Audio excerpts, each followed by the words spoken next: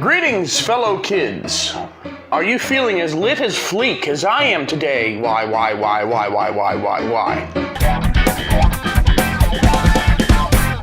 As you can see, I'm able to keep up with modern trends in youth speak. Why? But I want to talk for a moment about something a little bit more serious. Payment processors, such as PayPal, Patreon, etc., have been discriminating against people on the basis of political belief. I think that this is wrong. It's one thing when you run a publication platform, it's another when you're a financial services provider. Financial providers, in my opinion, as a classical libertarian who leans slightly left, should not discriminate on any basis other than if someone is committing an actual crime. So, I have come up with legislation that I like to call the Financial Provider Neutrality Act, or FIPNA. What would FIPNA do? Oh, fellow kids, I'm so glad you asked. This coffee needs more cream. FIPNA would require that all financial service providers be completely neutral in their financial services. No one can be turned away unless they are committing a crime. That's it. The devil, of course, is in the details, but this would solve so many problems. But you might be asking yourself, how is it a problem? Banks, PayPal, they own their platforms. They should be able to do whatever they want. PayPal owns their platform, but PayPal disagrees with your beliefs. PayPal is taking political sides. Is this okay? How can you speak if you're too busy trying to find a job? How can you speak if you can't afford to pay your internet bill? This is the inherent problem. Payment processors can control what you are allowed to do by cutting off your income stream. Now imagine if you were blacklisted from every bank, every payment processor because of your political beliefs.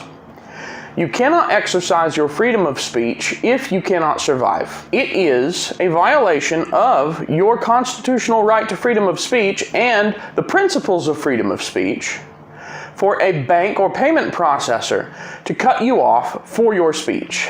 It's their platform. They should be able to do whatever they want to on their platform. They have free speech too, and they don't have to give you a platform. You don't have to run a financial services provider. This is not a speech platform, it's a money platform. And money platforms must be equal. They must treat everyone the same way. The argument that they'll make is that they might get in some kind of trouble thanks to the found unconstitutional Operation Choke Point from the Obama era. What was Operation Choke Point? The Obama administration didn't like gun sellers and other high-risk businesses, but they could not stop people from running legal businesses. So, as a circumvention to the rights of the people under the law, Obama's administration went after those businesses financially by suggesting to the banks that, hey, if you do business with these people, we might treat you unfavorably for doing so.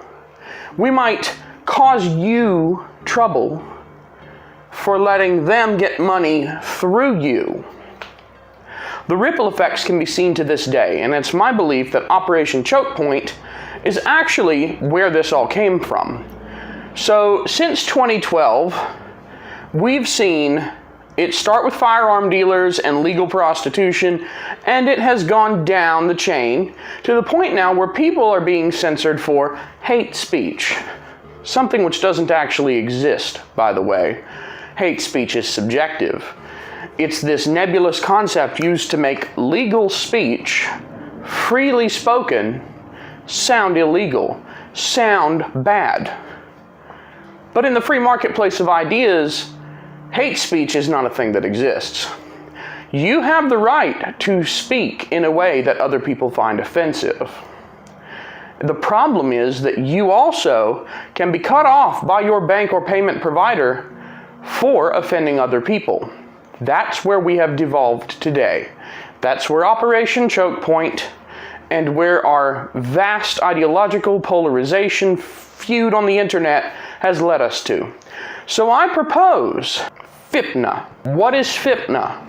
FIPNA is a law that requires that your bank cannot throw you out the door because of your political beliefs. See, if the bank is required to do business with you because they offer financial platforms, and they're not allowed to discriminate against anyone that's not actually committing a financial crime using their platform, then the banks have no excuse for not doing business with you. You retain your income and the security that your income will be there. With the increasing polarization of the United States, combined with the fact that the vast majority of financial transactions are done electronically over the internet using these payment processors, it has never been a more dangerous time to block people from receiving their income based on an ideological disagreement. The beauty of this is that if you're on the left wing or if you're on the right wing, it doesn't matter.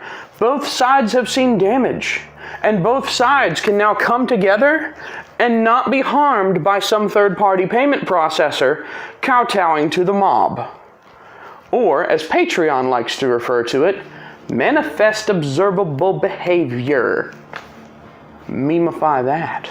So, while I will never be president, and I will never have an elected position, and I really don't want to be a politician because I'm not good at lying like that, I encourage you to tell your politician to create the Financial Platform Neutrality Act and get it pushed through so that we can all be secure in our ability to do commerce with other people without fear of being cut off due to some sort of lingering McCarthyism garbage. Thanks for your time. Have a wonderful day.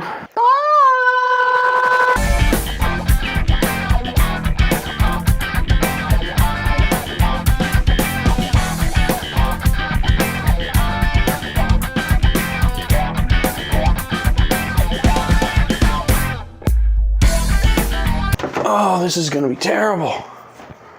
Oh. And I have way more hot chocolate than Kirk Cameron in this cup.